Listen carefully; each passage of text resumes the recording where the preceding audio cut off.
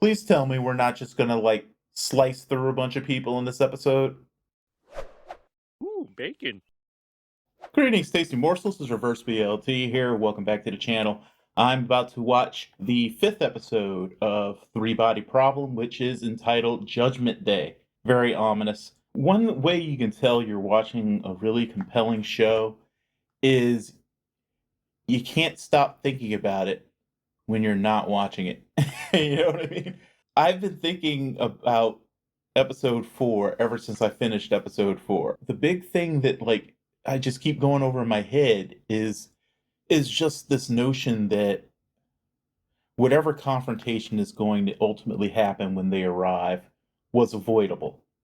That the antagonism that's going to start between us and them really comes down to two things. The fact that we've got a lot of humans who are just automatically assuming that it's a conflict. But then we have the aliens learning what we are, how we'll treat them, how we'll respond to them, and everything from the absolute worst people to learn anything about humanity from. You know what I mean? Like two misanthropes who really basically think the human race is kind of worthless. And the person who spends most of the time talking to them just does a terrible job of explaining how we work in a way that isn't going to basically paint us in the worst possible light. You know, he's dealing with a species that clearly they have like a consensus kind of way of thinking. They don't understand concepts such as being able to conceal the truth from one another, things like that. Assuming, of course, that they're telling the truth when they say that. You have to take great care to explain how we function in a different way that does not make it seem like we're just an entire species of, horribly dangerous creatures that they, couldn't be able to trust on any level. And also, he presented, because of his hatred of people who are not like himself, he basically has, I think, sort of defined the entire human race to them as basically these worthless creatures that deserve to be ground underfoot. So yeah, I just think that it looks like it's going to be, a classic proper tragedy where the bad things that are going to happen are because of our sort of innate flaws, and that it, just a little bit of higher thinking basically, or sort of appealing to the better angels of our nature, I guess you could say, could have avoided a lot of pain that's going to come down the road. I am beginning to think that that some of the weird things that were presented in the game about how, like for instance, like dehydrating and coming back and all that stuff represents actual elements of their physiology, especially if it turns out that they actually don't know how to lie, which would mean that their fiction wouldn't be fiction. Like it would be based on reality. And even we do that. Our fiction is based on reality too, just whether, even though of course the lie element comes in the fictionalizing part. But the way that the being that Evans was talking to kind of made it sound, they don't even have the ability to do that. I don't understand how that works, because to me creativity requires the ability to do that, and creativity is a necessary function in my mind anyway to being an intelligent species capable of adaptation for survival. Like I think creativity emerges from that. This is another thing, actually, now that I think about it, because like I said, I've been thinking a lot since episode 4, and one of the things that I did come back to was the fact that when Jie sent the response, the person, well, the Trisolaran, I'm assuming anyway that it was a Trisolaran that she was talking to on the other end, said, "I am a pacifist," implying that most of their species is aggressive, right? And also, if you answer, we will come and we will conquer you. So if it's true, so we got an issue going on here right now. We basically have that paradox where it's like one person lies and the other person can only tell the truth, or one person can only tell the lie and the other person can only tell the truth. Where, the being on the other end of the radio with Evans essentially is saying that they don't understand lying. They can't lie. That's not something they can do. But if that's true, then if the being that Wenjie was communicating with was one of them and they can't lie, then it was telling the truth about being a pacifist and essentially in the minority, I would assume, and them coming to conquer us if we responded. In which case, there never was a chance for coexistence, but the one that Evans was talking to made it sound like there had been a chance for coexistence until they found out that, at least from their perspective, we are a bunch of lying savages who cannot be trusted. So I'm very confused about that right now. Like, what is true? What was there a chance for coexistence? Did we ruin it, or has it all been a ruse all along? I don't know. I guess we have 400 years to figure it out, right? Oh yeah, I forgot. Judgment Day is also the name of Evan's boat. Top man in your class at the Royal Naval College. I'm thinking we can't trust him. I don't discuss highly sensitive naval operations with strangers. Well, we know he's not Donald Trump. You are a rude, terrible person. She's known us forever. Yeah. They're moving us around like with strings. What's the... Puppets. Puppets. How do I forget that word? It happens. I once forgot how to say salt in high school. I was trying to ask someone to pass the salt, and I literally could not remember the word. I had to describe what salt was. I have my vanity. I'm sure you do too. Maybe not in your appearance, Oh, but I don't matter anymore. that was not kind, Wenji. You hid the truth from her. I did, Why? because she wasn't strong enough. So you tried to protect her? But it didn't work out, did it? So I'm just more confused now. She talks about the aliens like they've decided already that they're our enemy. I don't know how many people are on board. Could be over 1,000. Traitors to humanity. Including kids. Yeah, it's a shame that parents betray their own species. But there it is. You still don't know that. I don't know, man. This is, of course, the whole point of the Dark Forest, is that the only safe assumption is that that they are the enemy. Electricity, and here we have something that's sort of red. Oh, it's a good one, this one. Holy shit, why would you sneak up on me like that? Why are you sitting with your back to a door? What are my nanofibers gonna do against them? I can't tell you that. So you just want me to trust you? Yes. I'm still trying to figure that out myself. What is the true threat that her nanofiber tech poses to them? I'm wondering if maybe her nanofibers represent another one of those kinds of almost like fundamental technology. That's me. Where even though they are probably a good What is it? 100,000 years beyond us technologically, it doesn't It's matter nasty. with that particular afford the good technology. It's shit. still a threat to them because it's sort of like fundamentally dangerous in a sense, if that makes sense. I know I don't always make any sense, but you know what I mean. It's like you can develop a starship, but a wheel is still a wheel. If it turns out there's no way to block kinetic energy, a bullet is still a bullet. I mean, it could be a fundamental technology as well, you know?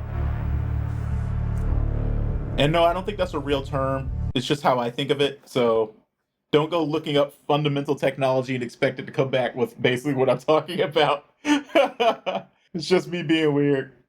So we're going to finally find out what happens when the countdown hits 0. They keep teasing us with it.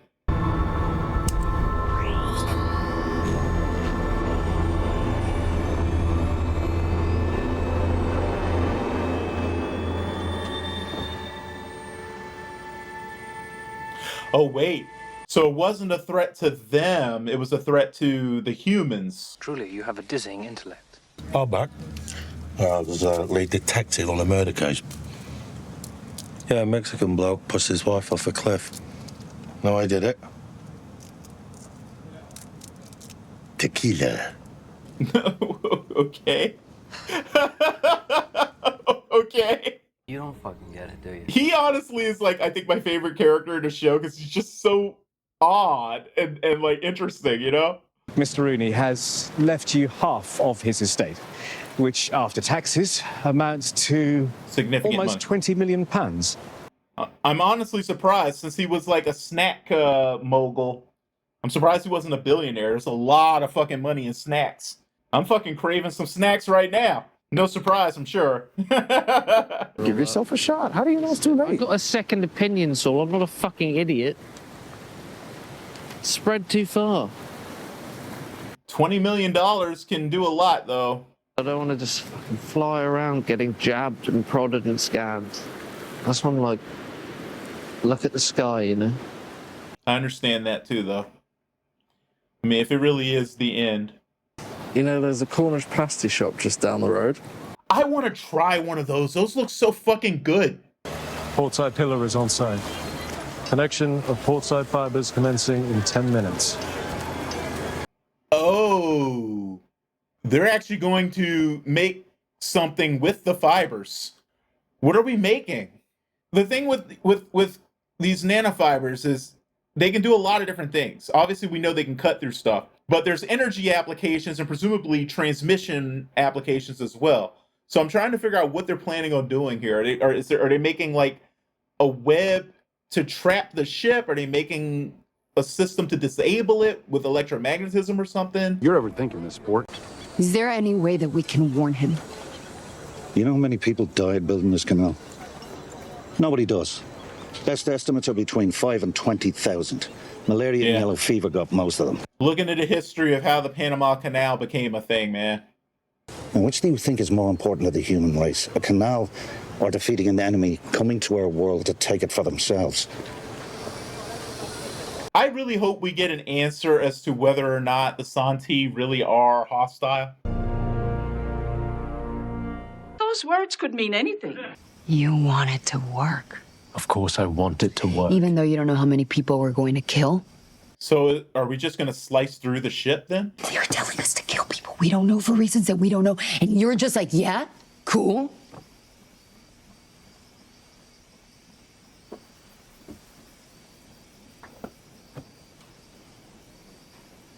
I'm not like you. Please tell me we're not just going to like slice through a bunch of people in this episode. What do you think is happening? Like freaking children I think we're and stuff. at war. But you don't know we're at war. Also, stopping the people, there's no reason to believe that will stop the aliens, you know? Even if we are at war. Oh my god, we are gonna... This is fucked. This is so fucked. Oh my god, really? We're really gonna hammer it home, aren't we?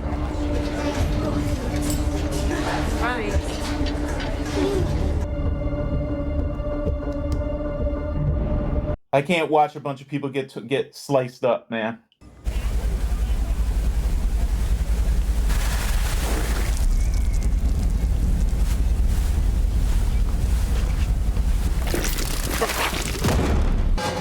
Oh, they're fucking kids, man. They're fucking kids.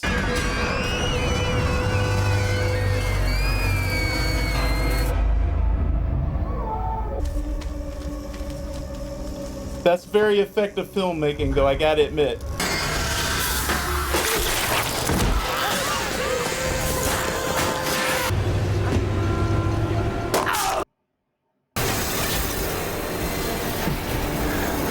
Forgive me, my lord.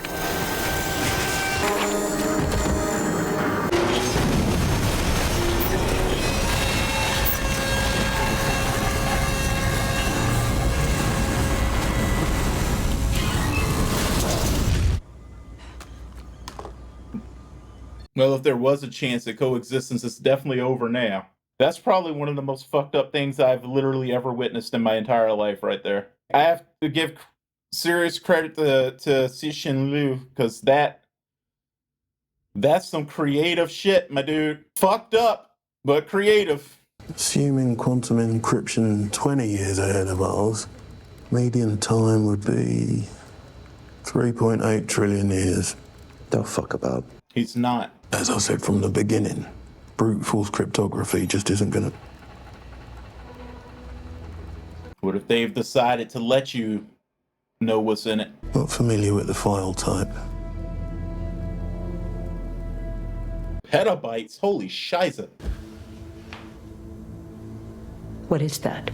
It looks like a recording device. Thanks, Captain Obvious. Have a listen. Find out what your space friends really are and what they really think of you.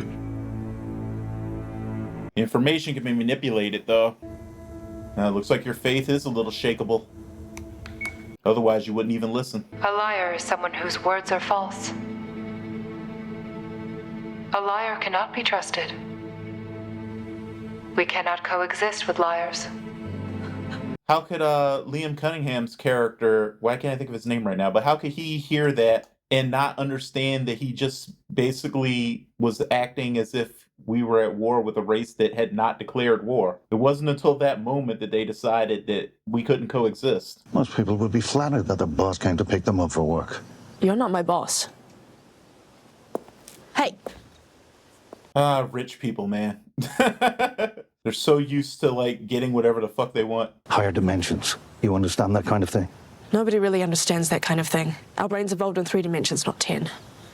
I think I saw the last estimate was 13, which isn't You're very pushy. Isn't the same thing as like I'm pushy. And repetitive. Multiverse theory. Maybe you shouldn't be working for me after all. I don't work for you. So Okay, not you're the those boss. kinds of dimensions. He's a manipulative git. Does the word cell phone mean anything to your boss? They want to show us something. Do you even have the ability to process it? How do we get it started? Put it on. Yeah, but he. You Well, I said they guess want to show us something? I guess if he they was want invited it to work, now. it'll work for us. So, because I was gonna say he wasn't invited, so cell phone's just gonna kill him, right? But I guess he was invited this time. I hope there's a way to coexist because I don't want the Santi to have to die out. It doesn't feel like they are just inherently bad or something, you know? We are going to kill your science. We will do it with our sophons. What is a sophon? It's a proton. One we have turned into a sentient computer. The universe has more dimensions than the 3 we occupy. They are hidden, folded up far too small for us to see. It's like a sub-quantum computer? No. When we unfold its higher dimensions, even a tiny proton becomes something very large indeed.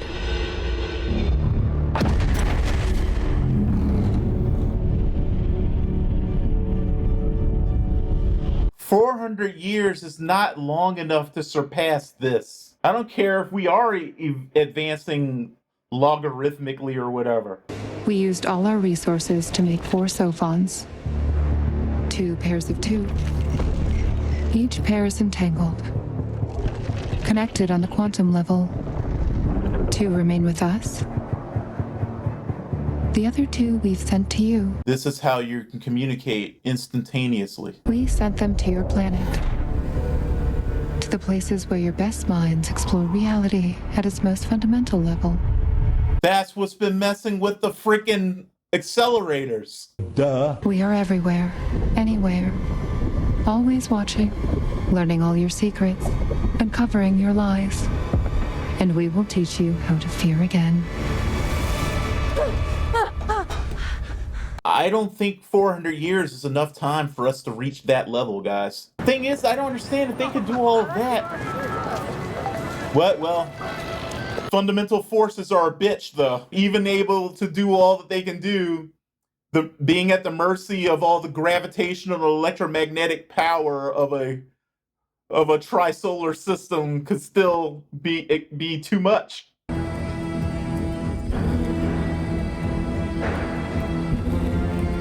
The repeating bug metaphor.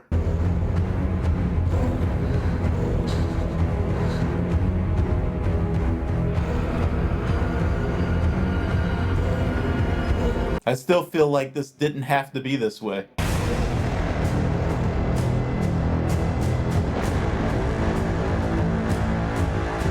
So, this would cut us off from the sun's radiation, though, right? Earth would start rapidly cooling. Or, well, no, not really. Because the heat radiating off of the ground would be reflected back.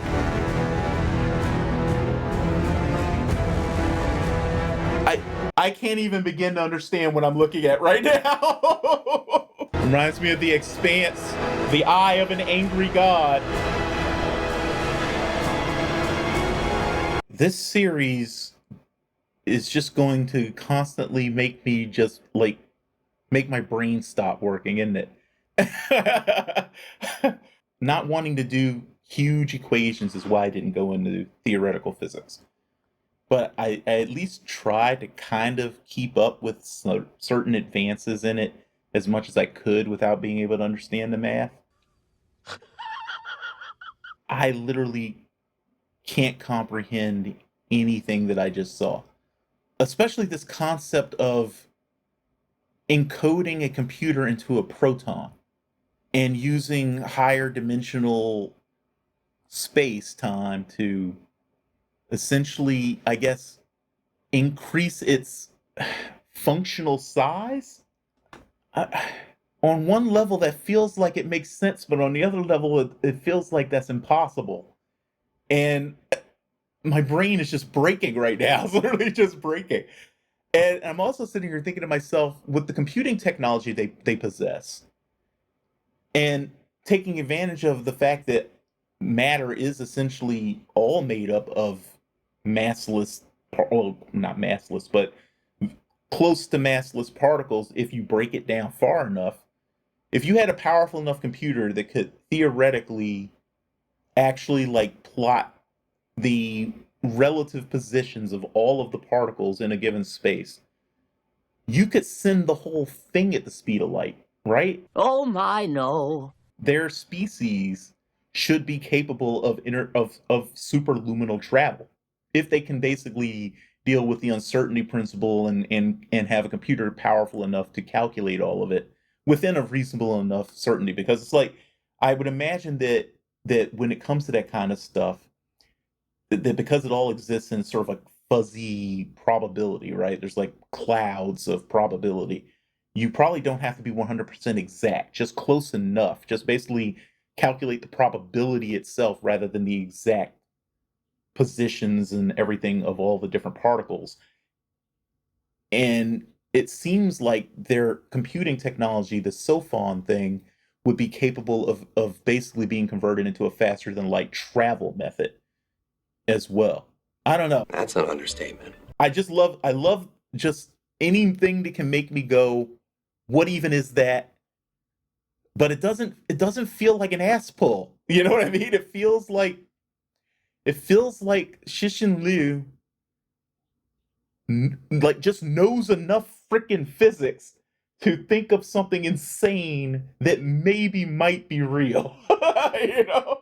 And I hope somebody's out there trying to figure out if we can actually turn protons into computers, because that would be fucking amazing.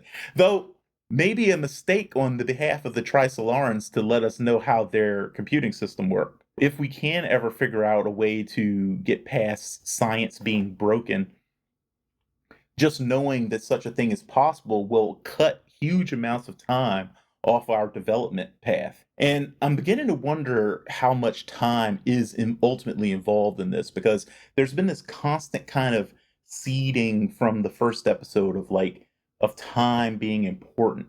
If, time really is nonlinear, right? And if you're at a certain level of advancement, maybe time just doesn't go in one direction for you.